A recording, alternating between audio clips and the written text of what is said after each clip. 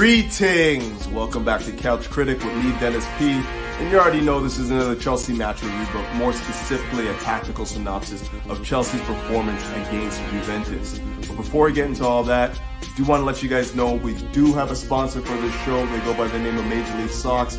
And believe me, guys, if you ever want to walk in the footsteps of greatness, you know what to do. Hit them up. The link is in the description. Okay, so we are live, and I wanted to let you guys know that I'm not doing this alone. We are going to be reviewing the Juventus game, and I got a special guest with me today. I'm really excited. It's my first live stream, so I decided to bring in an old vet, somebody that knows exactly how these things work, and is a tactical genius as well. So I'd like to welcome my boy, Big Jem, to the stream. Man, I feel privileged to be your first ever live stream, man. Honestly, it's great. It's great to be here. It's great to be here, mate. Thanks for having me. Yeah, no, thanks for coming aboard. And it's kind of weird because we're going to be reviewing a game that was really, really a tough watch. Like let's be honest. There was times where I was watching that game and I was thinking to myself, I can't see a way for them to score. The opportunities that we were creating, the lethargicness of our build-up play and whatnot. It just made it really tough to watch. But here we are, first stream in, and we'll get right into it. So Jem, I know you're new to the show, whatever. We haven't done this before, but more often than not, what I like to do is just basically give a tactical synopsis of the game and just kind of like attack it from that perspective, where we look at what went wrong tactically, what went right tactically, and how can we fix it going forward if there were some errors. So I wanted to start with the setup. Like, we played the 3-5-3 or 3-4-3, and we didn't really see a lot of it didn't really play like a 3-4-3 to me. It looked more like we were playing with 5 defenders, 2 holding midfielders who are very defensive, and then just 3 attackers that weren't really that effective on the ball when we did have the few opportunities when we worked it into them. But what did you see? Slightly different to the first game against Man City, where I felt like we were pressured so much that we were sort of a 5-3-2 rather than a 3-5-2. In this game, it looked like a 3-4-3. I get what you mean. Sometimes I think we dropped too much again and we didn't show any support, so it could have been a 5-3-2. But I think the overall game in itself, it lacked it from a system. If we're talking about the system itself, it just lacked the right components, if that makes sense. When I look at like Hakim Ziyech, for example, who we know is not in form at the moment, I don't think it was the best game for him to come in and play in as well. It also requires this system a lot of concentration, no complacency, being on top of your game. And I feel like we wasn't that. I feel like we come into the game feeling a lot like lost in many ways, clueless, not understanding what, in many ways, you don't say what's required from them, but more of a, like, would you say intensity? The intensity was a little off today? Probably a good word. Yeah, like the intensity wasn't there. When I watched them yesterday, I don't know about you, Catch, but I felt very confused, like in the way that we was playing. Like, it was like we know what we need to do because we've been playing the 3-4-3 for a while, but we just wasn't doing it.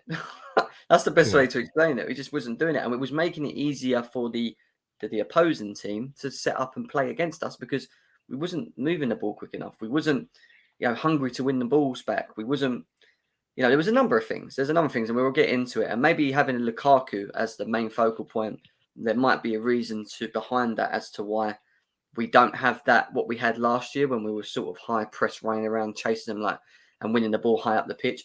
But I don't think Lukaku gives us that now. I don't think he's a guy that wants to run around chasing balls. And from just that in itself, I think then it makes it hard for us to follow through the 3-4-3 with him maybe not doing that, if that makes sense. Let's look at that, because I think that's probably a good place to start. It was a blunted attack for the most part. And if we compare and contrast what we saw last year under Tuchel with the 3-4-3, mainly false nine, we played with we played the false nine system, and I think that the beauty within that system was the fact that it forced the defenders to sort of like engage in the half spaces and always be aware of who's on the pitch where. Like you saw Yeah. Mason Mount, Werner, and Havertz. They were always interchanging, always moving around, keeping the defense on their toes. And it just seems like right now, when we're playing with an actual recognized out and out striker, we're kind of like struggling to find, that same sort of like endeavor, that same sort of like fluidity in that front three. And I'm starting to say that, like, I think that there has to be one of two things that have to happen. Like, either we have to change the actual system, which I guess we are, basically trying to play with Lukaku, or Lukaku has to basically adapt to what we're Yeah. trying to do as a football team. Mm. Um, low block football is always going to be a stumbling block for Chelsea because we just don't have the required personnel right now to break them down, dribblers, guys that are going to, work those 1-2s and get in behind. We just don't have that right now. Right now, we have a bunch of guys that love to keep the possession, love the ball at feet, but don't look to make runs off the ball, don't look to get in behind all the time. And I think it's proving to be a bit of a stumbling block when we're trying to, you know, break down low block teams, use Lukaku as a reference point, but what are we using him as a reference point for? I mean, Yeah. he's been very static. We play the ball into him, it just comes right back out. It's not like he's using his ability to hold up the ball and bring other people in. It's basically coming into him and then going right back out. Yeah. So I don't know about you, but I felt like we could have utilized him a little bit better just in that final third, maybe in the build up, coming a little bit deeper. Yeah. No, I think Conte hit it. He said after the game, he said that Chelsea need to learn how to utilize Lukaku to get the best out of him.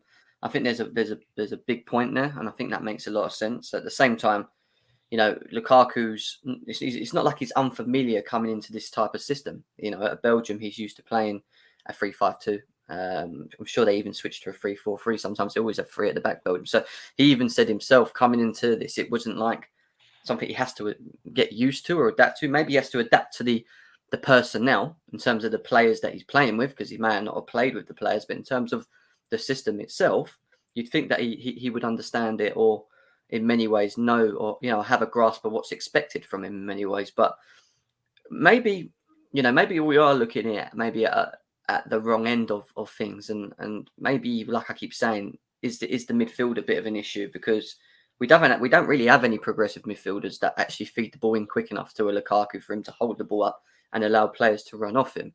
So even though we're looking at Lukaku at the moment, could we actually be pointing the fingers at the midfield because they're not actually providing him with enough of the ball for him to be effective? Do you get where I'm going with it? So Yeah, absolutely. Absolutely. I um, think I think what you're saying is basically that a team is more than one player. It's mm, a system yeah, of play. And like if Lukaku's not doing, like, as much as Lukaku's not putting himself in the positions where we need him to be successful, it's also the midfielders not giving him the ball where he most wants it. And that's it, then yeah, conversely, we're not getting the interplay between him and our number 10s as well, right? So yeah, let's look at that. So now we started with Havertz and Ziyech, two guys that definitely like having the ball to feet, don't like to make a whole lot of runs in behind. Maybe Havertz does every now and then, but again, when there's no space in behind to run into, what are they doing in the buildup? How are they mm, engaging in the game, and what are they offering? What are they offering going forward? I'm going to be honest with you. I'm not necessarily.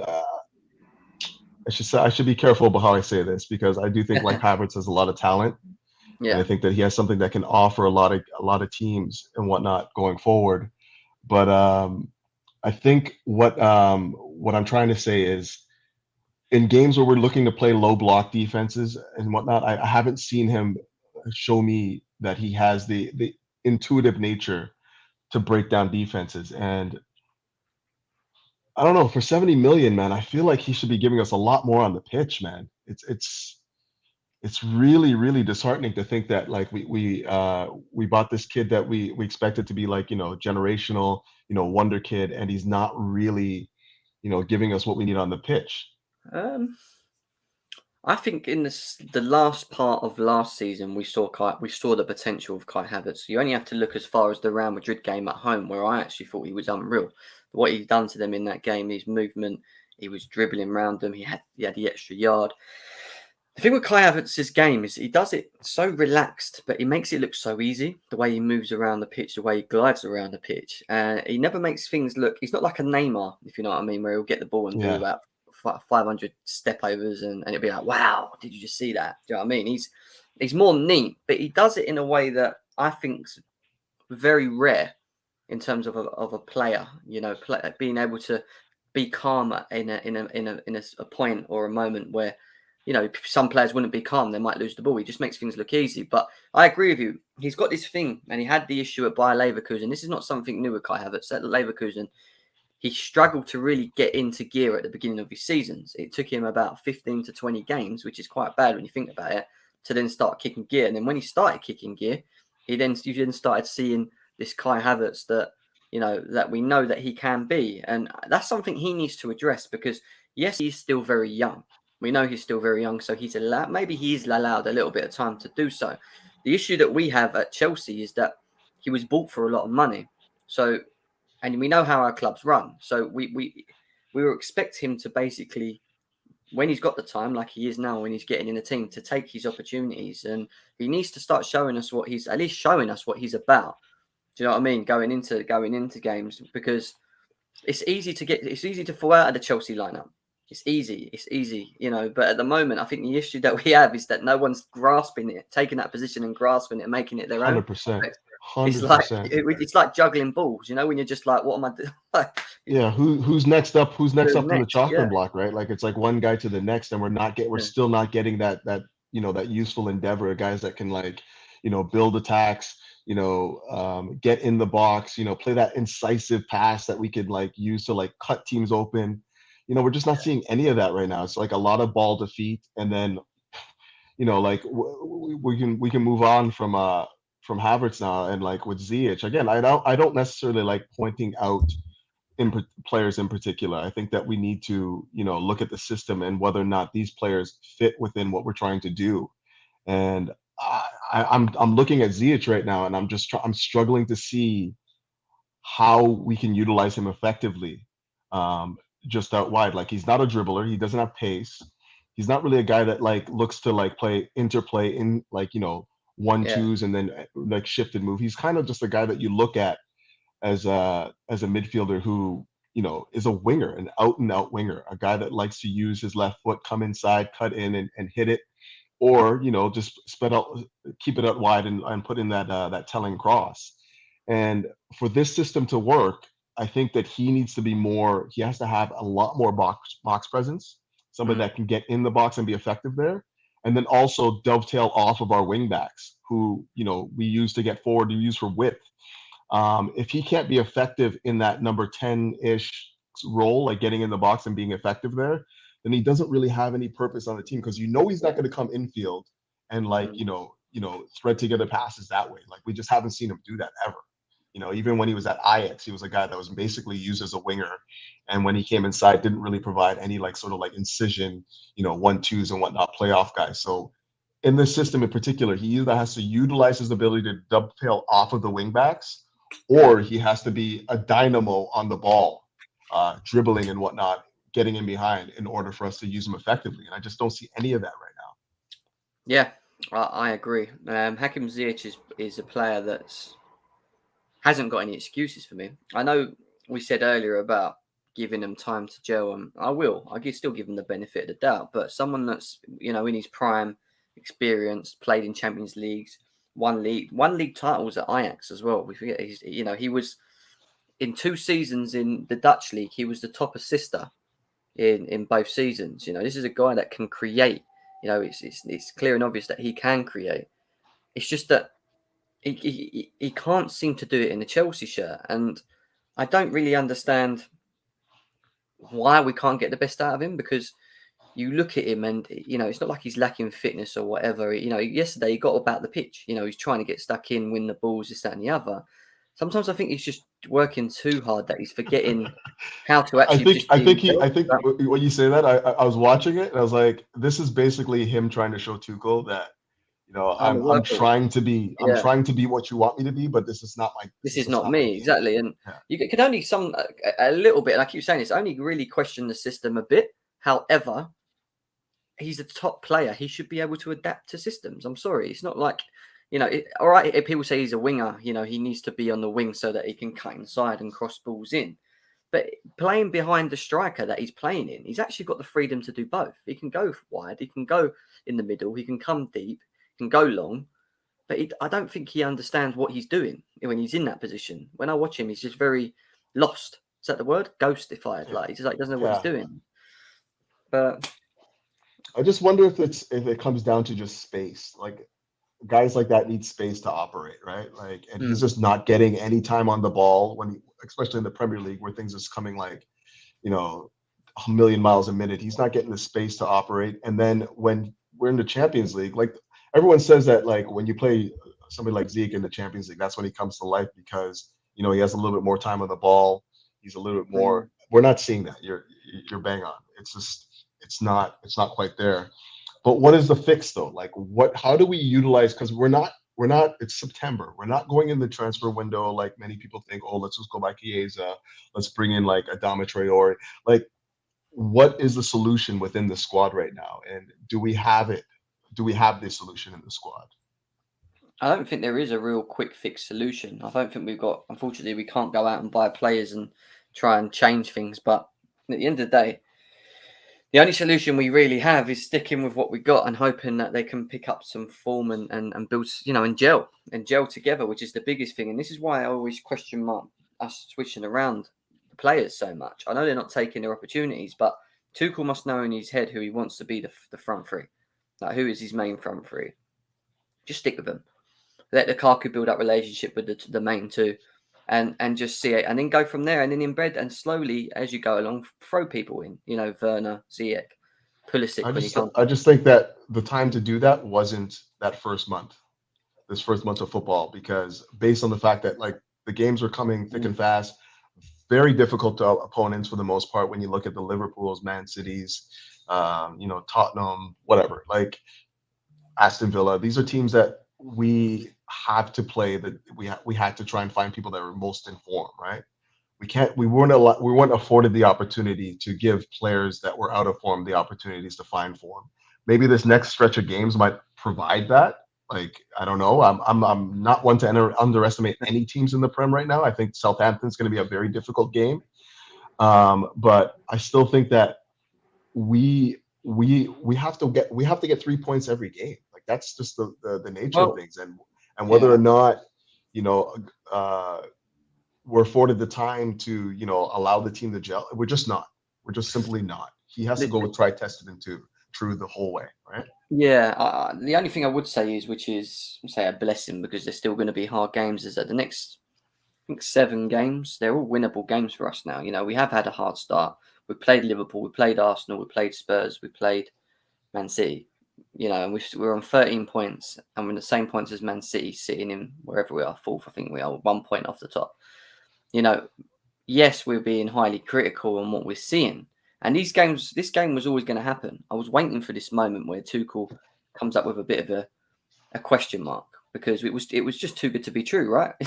We go win the Champions League. We were hardly losing games. We were drawing at the worst. Clean sheet after clean sheet. Clean sheet after clean sheet, banging out the 1-0s. And then I was sitting there thinking to myself, this can't be sustained. Like, eventually we're going to need to do something different. And that's when we brought in Lukaku. So now I'm thinking to myself, right, we've got a striker.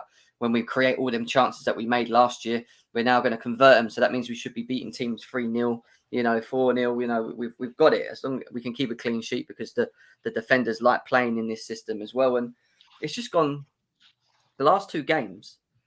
I'd say the couple of games, because I even thought the Aston Villa game, even though we beat them, I still thought we were. I thought the Zenit game was poor. I thought the Aston Villa game was poor. I thought, well, obviously Man City and this one. Like, that's 4 games now on the trot that I was not convinced in what I saw on the pitch.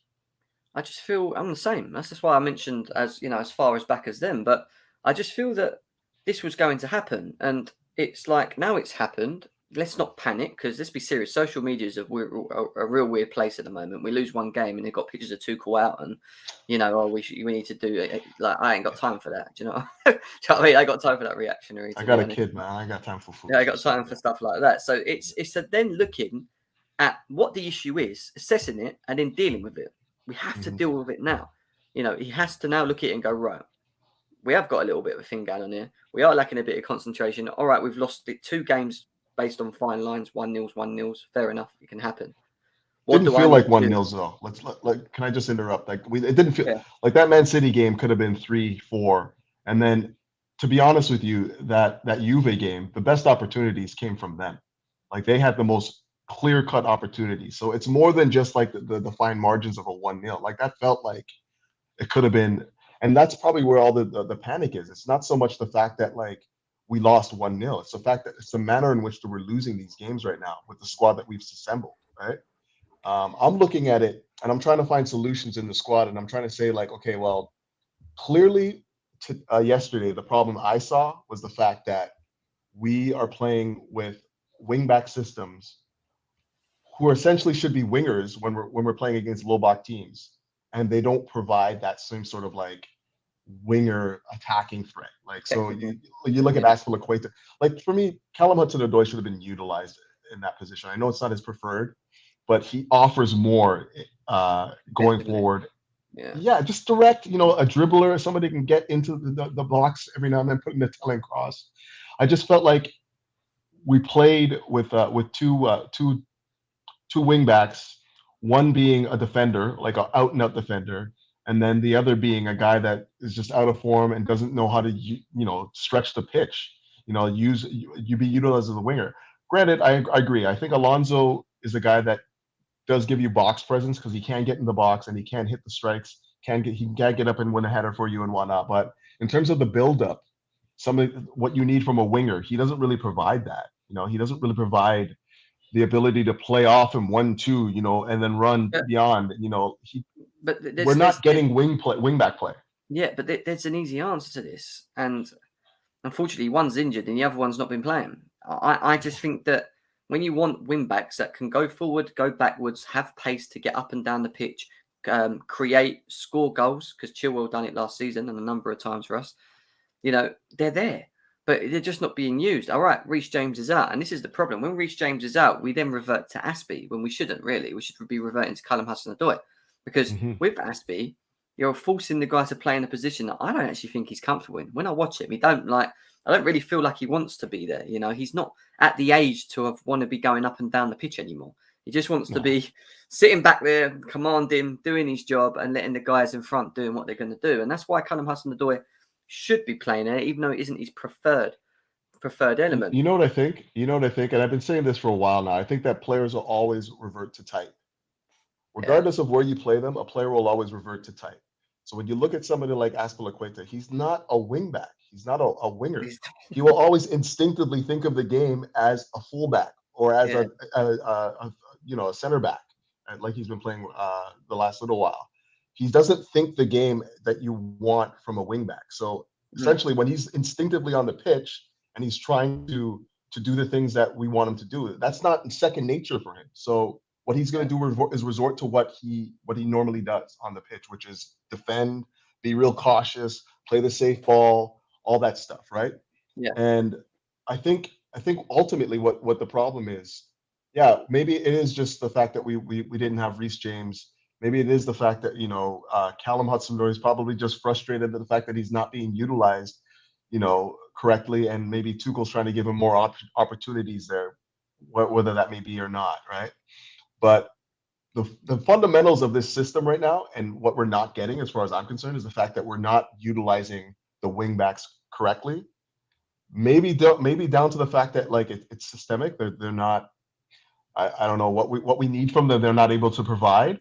But it is isolating those 3 attackers that we spoke about earlier, because they need the width in order to provide space to get in behind and whatnot, and they're not getting it. They're just not getting it at all, right?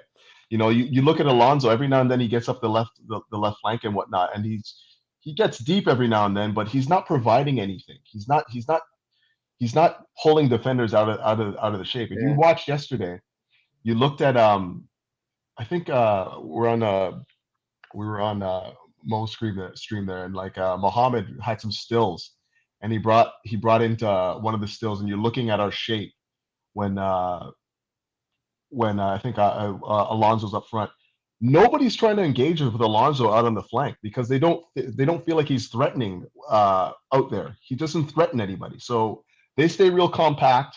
And then there's nowhere for any of our number 10s or our Lukaku to get in behind or get, find a channel to run into. So it's just, I But think you're it is. right. Yeah, What you're saying is absolutely spot on, and I know we moan about Havertz and Ziyech or whoever it is that's playing behind the striker because they don't do enough. But a good example of it, and I didn't think of it like that until you mentioned it, is that when I watched the game yesterday, every time we gave the ball into Havertz, not only did he have Sandro, the left back of Juventus, on him, but he had Delit on him. He had so many players around him that when he did receive the ball, he couldn't do anything. So all he ended up doing was trying to take him on because there was no one really around him supporting. Aspie's sitting next to Kovacic and Jorginho at the halfway line, when as a wing back, he should be up there giving him the support. And we just looked very... And this is why I went in the second half, when Tuchel made the substitutions and brought people like Ross Barkley, and I was sitting there thinking to myself, you can see that we're congested in the middle. Yeah, we are literally congested in the middle because we're moving so slow at the moment. So we're allowing them time to just sit and pin and, pin. What they've done very well with Juventus is the defence and their midfield were tight. We're quite close to each other when they were set. absolutely. So Very there was no real compact. space. The only time there was real space in between them, the midfield and defence, was when Juventus had the ball and they were pressing to try and get a go up the pitch. Then there was space. And that's why I had the ump, because when Kovacic and Jorginho got the ball in the middle of the pitch and the space was there for Ziyech and Havertz to want it so that they can get the ball and turn, we wasn't giving it to them. We go sideways. So as much as I know we can blame them and they're not doing enough, I get it. We're not also helping the matter. Do you know what I mean? We're just not helping the situation. Well, That's the way you touched on a good point. Maybe that's somewhere we can move on to too, because like the 2 6s, in my opinion, I thought Kovacic just did not offer enough. And like it's weird with him because like whenever I watch him play, he shows me something one game, and then the next 2 games, it's just kind of like, what happened to that player? I don't think that he's the kind of guy that consistently puts in that 8 out of 10. He's more of an 8 out of 10 than a 5, then a 7, then a 9, then a 4, then a 3. Like you don't get a consistent Kovacic. And for me, I thought yesterday, like in the first half in particular, I didn't think that he offered anything like other than the 1 and 2 giveaways that forced them to counter, and they almost scored. Yeah, They nearly probably should have scored. scored Yeah. twice on both of those, right? Yeah. And I don't know. Like I think that when we and again, this is probably not what most people would think, but I think that when we play um, this low block system that teams seem to be pulling out against us more often than not now. I don't know if our 2 6s are the answers right now. I think we should be playing with 2 8s in that position rather than 2 6s. And what I mean by that is we need somebody that can actually progress the ball, get in the box as well, use their box presence to devastating effect, and also be responsible enough to get back. And if we get countered, be able to get back and counter. Yeah. So if I was thinking about it, I wouldn't be thinking 6s. I'd be thinking 8s. And the 2 names that come to mind for me right now, Mason Mount and Ruben Loftus-Cheek. Play them instead of 6s. Play those guys as 8s in that holding role. Because like I said, like I still think that like players will resort to type, and what we needed were the types of guys that can get into the box, that can create something from deep. And we don't get that from Jorginho. We don't get that from Kovacic, as far as I'm concerned. Not enough, at least. What do you think? I think we saw Mason Mount play in a 6 last season. The only thing I didn't like about it is that it limited his ability moving forward with the ball, which is, I don't know why, because in theory, if you're playing as a 6, you could do what Kovacic does and just drive forward and play that direct ball, which we know he can. The thing with Mason Mount is, as much as he's important and we did miss him, he can be inconsistent at it as well. And if he could just be more consistent at being direct and maybe being the provider at the moment, because that's what we need right now. Someone that can provide, someone that can create. If you could do that more consistently, then I would have no issues with Mason Mount dropping deeper rather than playing behind Lukaku and trying to just set up the runners if it's Werner and Havertz and Lukaku, whoever it is in front of him. to then just play them through and join up with them. Because the other thing as well, which Kovacic and Jorginho do not do, they don't want to get in the box and help and try and score a goal and whatever. Do you know what I mean? Which is not, I know they're not on the pitch to do so, but sometimes you need to, especially in the way that we play, sometimes you need to just overload the box or be just outside the box. Absolutely. Ready to ball. Do you know what I mean? Absolutely. And the problem we got, and you see it yourself, 9 times out of 10, if Kovacic and Jorginho, or mainly Kovacic, is outside the box and he shoots, it goes over the stadium. Like they're not, they can't shoot. Like they just generally can't shoot, so they don't bother. So in that sense, I'd like Mason Mount to be able to adapt, to be able to not only play in the 6 and defend, because we know he can do the work rate, but also be the creator, play the ball straight away as soon as he receives it into the final third, but then also be outside the box for in case that if the ball does come there, he can pick it up, and we know he can shoot. Mason Mount can take a shot. Do you know what I mean? Absolutely. So I have more confidence in him being able to do all of that than what Kovacic and Jorginho can do. I think Jorginho, I got a lot of stick because of last season. I kind of wasn't on the Jorginho bandwagon. Everyone was coming at me because they were saying like, you know, he's playing really well under Tuchel. You need to accept that. Without him, we don't tick and this, that, and the other. And I just said, look, he's been here long enough. He's been here long enough, and this is the first time where I can actually say he's playing quite well. Under Sarri, he was okay. I don't think he was amazing like people thought he was, but it suited his style of football, just playing sideways, which is what I thought we did with Sarri quite a lot. But the one thing for me with Jorginho is that he does slow the game down. He wants to take 3 or 4 touches before he releases a ball, and I don't want that. I want the ball to be played quick, and he likes to look sideways. He doesn't want to play that progressive ball. He can if he wants to play it because he's good with his passing. He just chooses not to. He isn't a Fabregas, which means he can't pick the ball and play a 40-yard long ball to Lukaku over the top, and he can then just tussle with the defender and try and score. It's not his game. So yeah, we've seen him do it though. Like I remember, I still harken back to that ball that he played first time over the top to Tammy a couple of years back. Like he can't do. I just think again, it goes back to what I was saying earlier. I just think that players resort to type, and because the Premier League, like the midfield is just so heavily contested, his job is just to keep it moving. He's not the guy that's trying to progress the ball. He's just got to keep it ticking over and moving it. Like, and that's the other thing that I was talking about tempo. Like the tempo in that game yesterday was just so poor.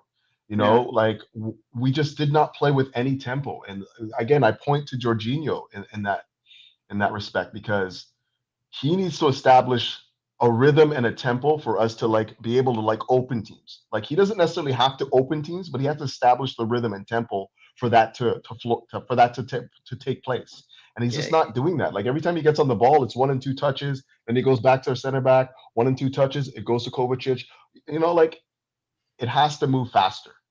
And that's okay when you're winning, isn't it? But when you're chasing the game, you don't want to be doing sideways, backwards passes. No. You want people to be direct, and he doesn't want to do that. He doesn't want to do that. And maybe we missed that. I know we've got Sal Niguez, and he ain't all right. He's been poor the first 2 games, and he should really be doing that. That's something he can actually do. He's good with the ball at his feet, and he can play to passes quite direct. We just haven't seen enough of him to do so. Kovacic, we know Kovacic, he's wasteful in the final third. He'll run through everyone, and then his final ball's always too fast or too quick, or he's just something that Kovacic does. He has done for a very long time. I don't know why, but Ruben can do that. Ruben Loftus-Cheek can progressively move forward. He can actually play the ball with the right weight. It's the right word I'll use. The right weight for the person that's in front of him that's either making the run into wherever they're going to. So maybe Ruben can be or should be introduced more into this system from just the creative element standpoint, because I think Ruben can do it. I think Ruben can do it. He surprised me because I criticized. I said he can't play a 6. Like he's not a 6. He's an 8. Like he should be playing, or a 10. He should be playing further up the pitch. What's he going to do there? He can't defend. There might be question marks on his defensive capabilities there, but I don't really care. I just want someone to be in a 6 that can actually be direct and actually progressively move the ball forward. That's all I want, and he does it. Do you know what I mean? And it goes back to what we're saying earlier, just about the idea that maybe what we need in that position maybe is not a 6. Maybe we don't need somebody that needs to be as defensively responsible when we're playing with 3 defenders in the back anyways. Or even, 5 yesterday when you consider, Azpilicueta and Alonso didn't really provide wingback support. We're basically, I think someone like Ruben as an 8 is probably more what that game needs, rather than trying to play like this, very cautious, safe back, like I guess basically what I'm saying is I don't think that like the system that's set up right now can uh, can play well if we're playing with two sixes and then two non-progressive wing backs. It Mm. just it's just not going to work because we don't have that dribbler at the top of the pitch that's going to be able to open teams up with an incisive dribble and whatnot. We're not going to have guys that play 1-2s off of each other. It's putting a lot of burden on those three guys, a lot. Yeah. And for a lot of them, it's not their skill set to be dribble past guys, you know play with high tempo, tick it over, 1-2 into Lukaku, then get in behind. Like that's not really their skill set. So maybe the system has to change to accommodate for 2 8s in those two sitting roles, and then just trust our three defenders that we have back there, or four sometimes, can snuff out any attack that we have that we might get countered on. Like I'm just looking for solutions. Well, That's basically what when this is about for me. yeah, exactly. And when you look at yesterday's team that lined up, you'd argue that there was about 5 defenders on the pitch, maybe 6. Absolutely. For a game where we're up against a team that's playing a low block that wants to play counter, do you need 6 defenders? I don't think you do. I think you need more people progressively moving with the ball. You need a dribbler. We actually need someone just to run at them. Do you know what I mean? And they didn't like it when Ruben come on the pitch. He was trying to run at them and open up space, and Cho got doubled up on, but they didn't like the idea of it because we were now causing them a bit more of an issue. As in the first half, it was easy. All you had to do was just sit there. You know what I mean? We didn't have to do much. We were just making it too easy for him. And this is why I was crying out for Timo Werner. Because I do think he deserves to have the opportunity to be in this team at the moment. Like, I don't see how Timo Werner doesn't get in this team. He gives us something Okay. completely different to the others. Given what that game was, the challenges that we saw in that game, what do you think Timo could have done in order to just open up the game? Like what attributes does he possess that would have been useful? I think that I know that they were playing the low block, and I know that people would say that there was no space, but there was space. There was space. It's just that the midfield wasn't finding the balls in to create, for us to drive in the space. I think what Timo Werner would have done in that game is maybe play closer to Lukaku, who I thought was very isolated because he had Chiellini and Bonucci, 2 great defenders on his back. When you bring Timo Werner into that team, he doesn't always necessarily want to come deep, which means that he will play further up the pitch next to Lukaku, which means that both of the defenders would have been occupied with 2. So when the ball does get received into them, you could have had maybe a link between Lukaku and Werner, but then you could have had a Havertz or a Ziyech, whoever he was playing, making runs because there's now space because the 2 up front are now holding the ball up a bit better. The problem we had with Lukaku is that when he did get the ball going into his feet, he had 2 or 3 people around him again, and it was hard for him to do anything. And I don't think that happens if you've got a Timo Werner running around him, like making it hard. Like even if the ball goes into Lukaku, Werner's already running because he's thinking like, oh, you know what, he might flick it to me and saying that leaves the Juventus defense thinking, hang on, we can't just all worry about Lukaku. We have to worry about the run by Werner now. So what I'm saying is it starts to occupy the brain a bit more, especially from their perspective. Yesterday, we didn't occupy the brain. It was just I made it very easy for them. Easy. The Ziyech kept going deep. Havertz was running in pockets, getting the ball, and didn't have no one to link up with, so that it was easy for them to mark him out. And Lukaku was isolated. There's too much of a gap between the front 3 every time they had the ball. It just didn't work. It just didn't work, and that's why I'd have thrown Timo Werner in just to maybe give it something a little bit different. That's all. You know what I mean? Give it a go. I got to ask another question of you then, because I guess the next question is this 3-4-3? And I'm not going to say that this is the problem. But in games where we're thirsting for a goal, do we need 3 defenders on the pitch? Especially when we're playing a wingback system. Like I'm of the opinion that maybe in that instance we take off a defender and we try and get more attackers onto the pitch. It bugs me to say this, but I just think that like sometimes we have to be more aggressive in our attack rather than being so safe in our defense. You know what I mean? And granted, I agree. I don't think that we should ever play a back 4 with the defenders we have right now because I don't think that we have anyone that's well suited for that particular setup. Me personally, but I do think that in games where we have 70+% of the ball, and only real threat is a counter here, we have to be able to trust those guys to snuff it out. because right now at the opposite end of the pitch where we have that final third and we can't get any sort of like, intuitive passes into our strikers, and we can't like, just basically have buildup that leads to opportunities. That we're not creating any opportunities to score goals, Mm. and we have like 3 defenders on the pitch. It doesn't add up for me. Yeah, especially when you go behind, it doesn't make no sense, does it? What is it you're trying to defend from? Especially when you're chasing the game, you need another attacker on the pitch, didn't you? And we're missing Christian Pulisic, who I think would have given us another option. Timo Werner was on the bench. Callum Hudson-Odoi and Ruben came on, but then also Chalobah came on and he played in midfield. Which was a little bit unusual when we still had Kovacic on the pitch as well. So I don't really know what we were trying to do there. Didn't come into the game in that respect either, right? Like that says a lot to me. That says a lot to me that he brought on Chalobah to play in the midfield, and he didn't bring on Sam Niguez, right? I actually think he got the substitutions wrong, before my honest opinion. I know we haven't spoke about Tuchel yet, but I think it'd be good to talk about the manager himself. And listen, he's been great up to now. He's done some great things in such a short space of time. He's managed to elevate players' performances that I never thought had it in them. In Christensen, Jorginho's, Rudiger's, who were struggling, and they now all look very, very good. But sometimes I just feel like he either leaves it a bit too late. Like I'm sitting there and I'm looking at the time going like, what is he waiting for? Because what I'm watching is not good enough. Like yesterday it got to 60 minutes. They got their goal. Same crap that we had in the first half. We just wasn't, there was no chemistry. There was no fluidity about the way we were playing. He made the substitutions. He then brings on Ruben for Jorginho, I think it was. He brings on Callum Hudson-Odoi for Aspie, wasn't it? Aspie. And then he brought on Chilwell, which fair dues, which is a good move on half time for Alonso, which was one thing I'd say he done well.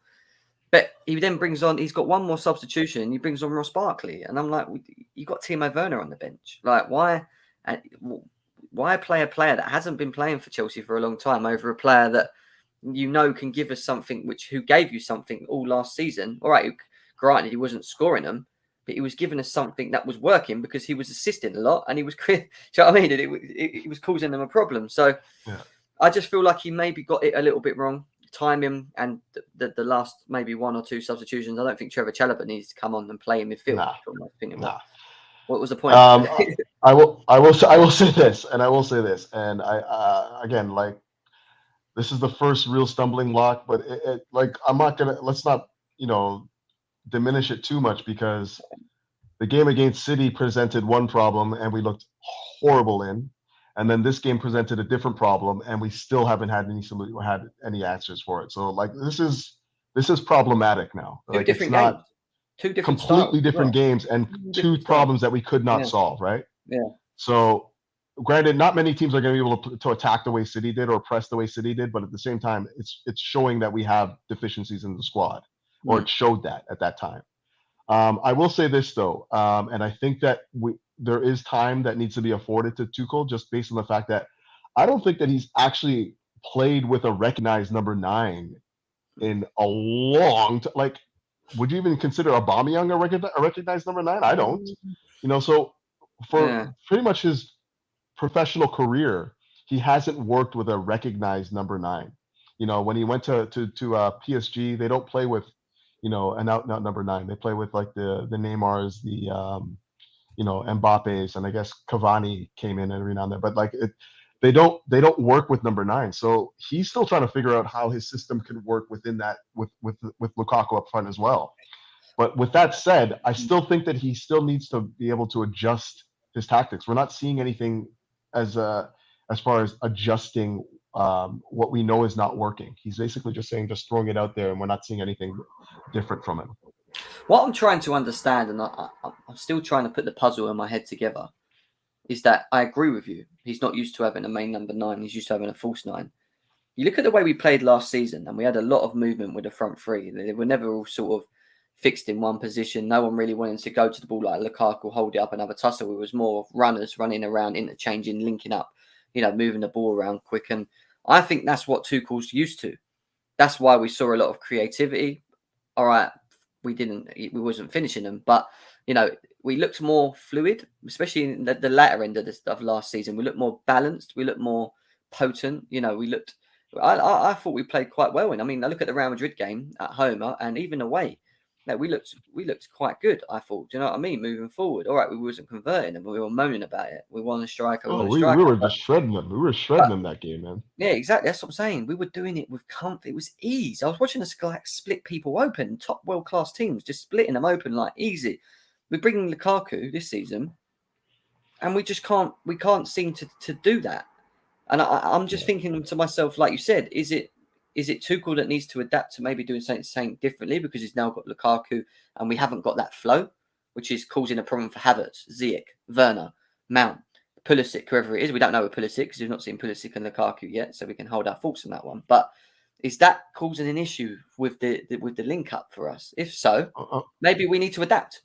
Maybe he needs to think of adapting to something else. I think what the problem is right now that we're seeing is because Lukaku's so static.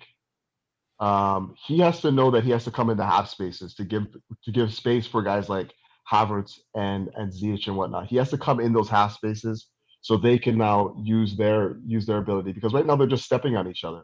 You know, like all of them are just stepping on each other. The beauty of Mason Mount, and granted, I don't want to focus on it, but the fact that he can come deep, you know, he looks to get in behind, he looks to move around. We're not seeing that right now. Like the entire front three is just so static. And I think Lukaku has to learn to drop into those pockets as well. He can't just stay up there the entire match, because it doesn't provide the things that you love about Havertz. The things that you love about Havertz is his ability to, like, you know, pull runners out of position, you know, get in behind and whatnot. And with Lukaku standing there the whole time, he doesn't have the space to do that. You know, he's basically the spaces that he would run into is where Lukaku is sitting right now. He's right now. That's what I'm saying. Is it a problem? I don't know. I mean, he's too static. I want him to be, you know, he doesn't run around. It's not his game. You start thinking to yourself, like, would a Haaland or a Kane be better in terms of the movement element of this system? I think they would, because I don't think Haaland would be as static as what he is.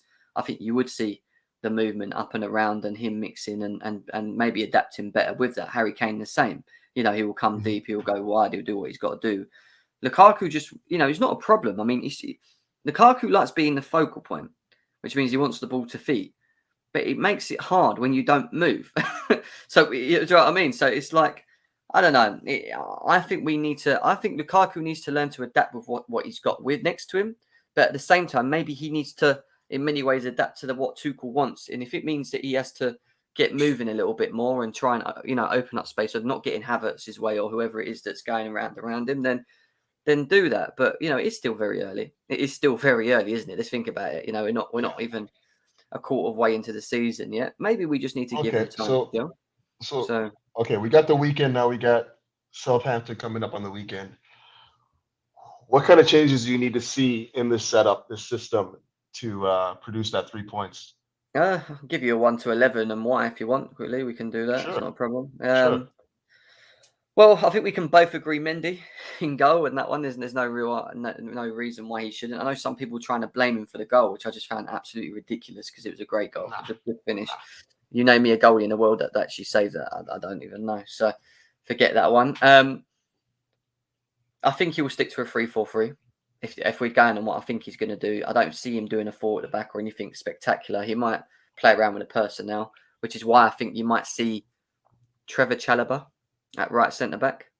I don't know if you agree with that one, but I just think that Aspie and Christensen have played a lot of games, especially Christensen at the moment. He's played back-to-back games of Man City, obviously the Juventus, and then the game on Saturday. So I think Christensen will be moved into the middle. That's why I'm saying that. I do think he'll play, but it will be Chalobah, Christensen, and the biggest issue that I always have is that Rudiger's, because we haven't got anyone that can play in his position, Rudiger will have to play again. But I think that'll be the back three. What do you think? I just think that 3 points is so important, so important right now, and I can't call it. I think that you have to go with your trusted heads at this point. I'd go with Azpilicueta at right center back. I'd go with Silva in the middle and Rudiger at left center back, just because I know what we get from those guys. Yeah, you know. Or it could be Aspie, Christensen, or Rudiger. It could be it could be any of them, couldn't it? Really, without yeah, and like I think that like if we move into the wingback position, I think that it's just screaming for Callum now. Like if he ignores him again and plays, Aspilicueta there, like No, you he's can't. bringing You can't. himself into question at this point. Like it's just screaming for that. We need somebody that can provide with the proper width and play the position as a winger. Like that's what Yeah, this team needs right now. So I'd I like to agree. see Chilwell and Cho playing our wingback positions. Yeah, I agree. What are you thinking? Same? No. I agree. I don't see why. Even with the whole Reece James thing, is he out? Apparently he's going to be out. Some people saying 6 weeks. I don't know how long he's actually going to be out for, which is a long time. Well, he That got called return. up for England, so I'm thinking, and Tuchel did say it's going to be about a Injured. week at the least. Yeah, So injured. who But knows? yeah, I mean, yeah, we got the break as well. So when you think about it, 3 weeks at least, isn't it? So yeah, Right. Cho makes sense. We need to be offensively on it, and we need to score goals and we need to bounce back. So Cho makes sense. You put Aspie there. I don't understand why. I think Southampton will go there and play counter football anyway. I don't think they will come out at us. I think they will just be hard to break down and use the speed up front of whoever they've got up front at the time to play. And so I would stick to Cho and Chilwell to be 100%. And then you look at the midfield, the two in the middle. I've got a feeling you're going to see J5 still, as much as I don't want it to, but I would like to see him next to Ruben. Because I do think Mason Mount will play, but I think Mason Mount will play further up the pitch again. So I would like to see a Ruben and J5. I know you said Mount and Ruben, but I don't see that happening. What are your thoughts? Well, I mean, it just whatever the game calls for. I think that in that particular game where it was a low block and no teams are looking to, we need 2 8s in there. But yeah, I agree with you. It's probably going to be J5, and I would love to see Ruben myself. I can't call it. He again, like because this is such a an imperative game. Like we have to turn this around right now. We can't go 3 games without winning or without Mm. scoring for that matter. Like I think he's going to have to go with the guys that he trusts the most. And as much as Ruben is building that trust, I don't know if he gets a start. I think he might come in Who if comes things in? go pear shape again. You know what I Who mean? comes in? Who comes in? Who comes in then? Because Kovacic Yeah, is obviously struggling with a bit of form at the moment. yeah. Sal Niguez. You want to give Sal Niguez a shout with Jorginho? I don't know about that one. He might Yeah, do. yeah, He might do. yeah. It's tough. I would like to. I guess it's gonna have to be if I'm thinking what he's thinking, he's probably going to go with try tested and two true with Kovacic and Jorginho. But what I would like to see is probably somebody like Ruben Loftus-Cheek, at least in one of those positions, whether it be Yeah. Ruben with Jorginho or Ruben with uh, Kovacic. But I mean, so hard to tell. Like, what do you think of 3 up top then? Mason Mount, Timo Werner, Lukaku is what I want to see. They're the 3 I want to see. Partly the reason I want it is because I think Timo deserves a chance. I keep saying it. Ziyech doesn't deserve any more chances in my books. Kai Havertz is getting to the point where he doesn't deserve a chance to start at the moment as well. He probably needs to just take a little break. We have no Christian Pulisic to obviously bring on, even though apparently he's close, but we've not been told how close. So I think we should go with a Werner, Mount, and Lukaku link up, and at least with Mount he will drop a little bit deeper and then leave Werner and Lukaku to do their bit, but he'll be direct with his passing. So if Werner's making the runs, Lukaku, we'll have someone that can actually play the balls in, and I think it'll be good to see them 3 together because I really do think, and I'm going to put it out there a little bit, that could be the main 3. Like, I think that Yeah, could work, yeah. So just whether Werner takes his chances and actually when he gets in front of goal, puts him in the back of the net. I know he can assist. We know he can cause problems, but he's going to be criticised about also contributing. So if he can do that, then why not have him in the team? He deserves an opportunity. That's what I'm saying. Yeah, I'm not going to argue that. I agree with you. I'm just trying to find guys that have chemistry and cohesion, and right now we haven't seen that with any of the front 3 right now. So I would like to see more of Werner in that position as well, just to see if he can build some sort of like chemistry with Lukaku, and maybe Mason Mount, who has the ability to play deeper and get forward, and like sort of like stitch things together.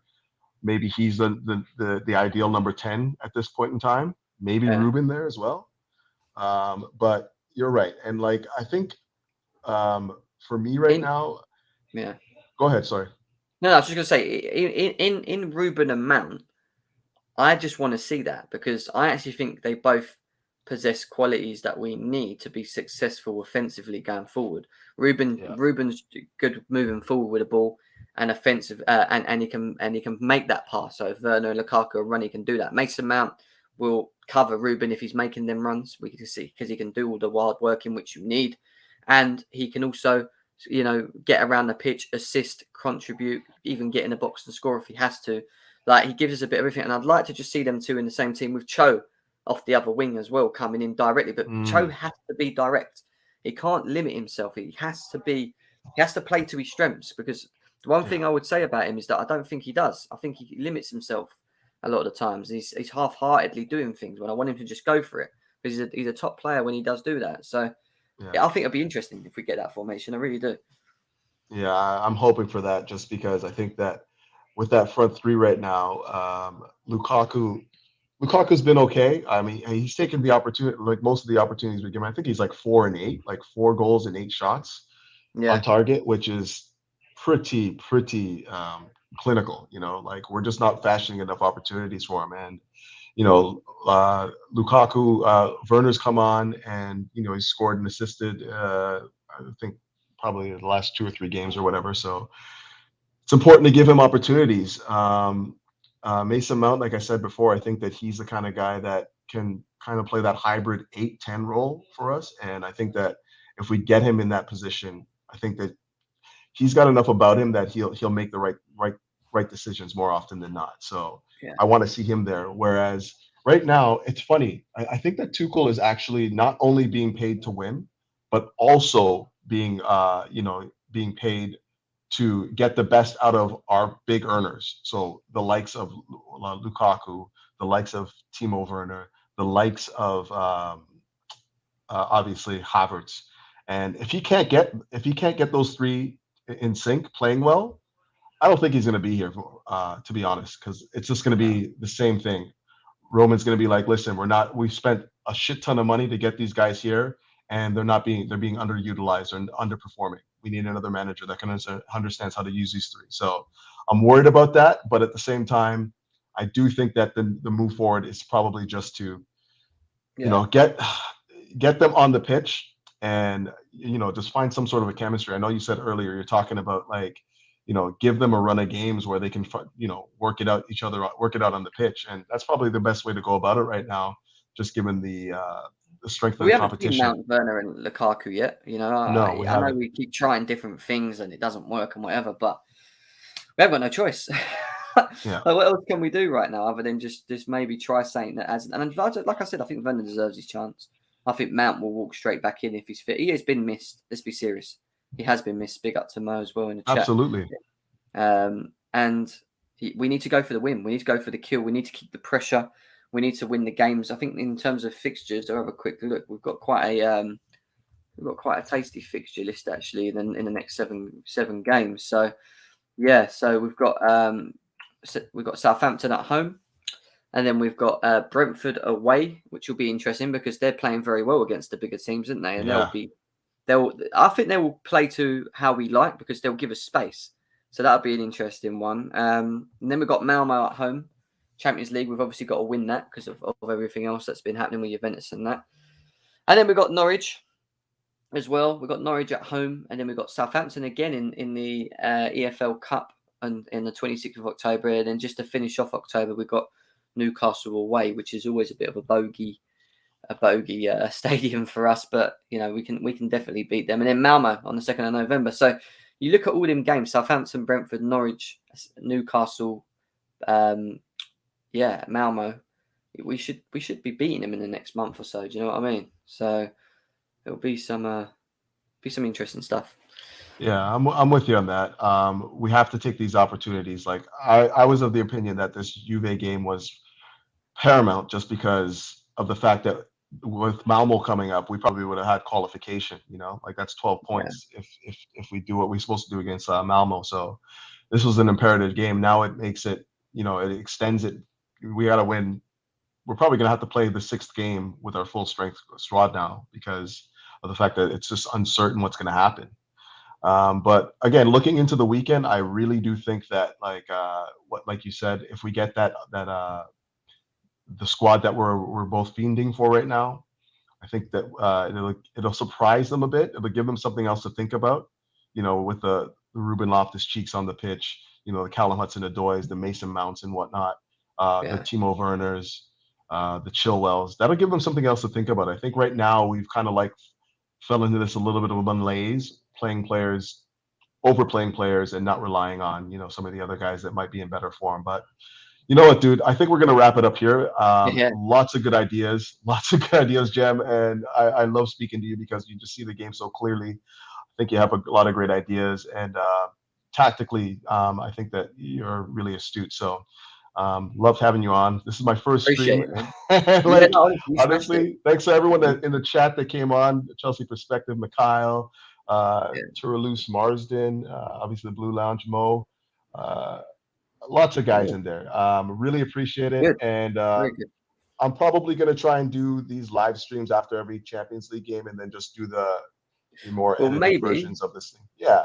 maybe Yeah. we Just can try and do. do a stream on here. Maybe the two of us just talking about strategies and analysis of the games that we've just played and why it works. Because there's going to be games where it works well, and we might want to break it down. And maybe we can do that. You never know. We can maybe Dude, do it trust me, I would love to, once a man. I week. love, like I Yeah, said, I love your ideas and whatnot. And I think that yeah. you offer a good perspective to what is going on at Chelsea and going forward. But guys, I think we're going to wrap it up there, man. Thanks for tuning in. You know what to do. Keep the blue flag flying high and up the Chelsea. Peace.